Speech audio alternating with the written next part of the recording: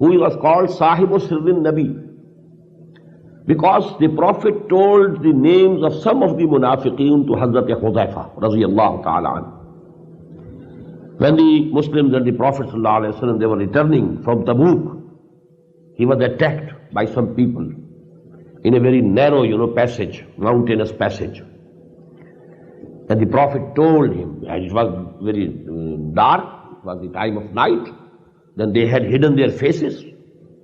But the Prophet told Hudhaifa, they are such and such and such and such persons. But he told him not to tell to anybody the names of these people. So he was then known, Sahibu Sirrin Nabi. He is the one who has a secret from Muhammad sallallahu alaihi wasallam. He is keeping a secret that Muhammad sallallahu alaihi wasallam has given him. So there is a saying from Hazrat Hudhaifa, قال إنما النفاق كان على عهد رسول الله صلى الله عليه وسلم فأما اليوم فإنما هو كفر وبالإيمان. The nifaq was only in the days of the Prophet sallallahu alaihi wasallam. Now it is either iman or kufr.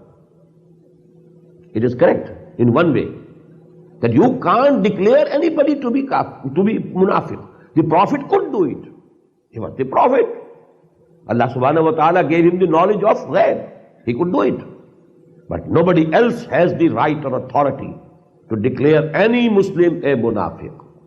But that doesn't mean that nifaq has ended. Nifaq is continuing.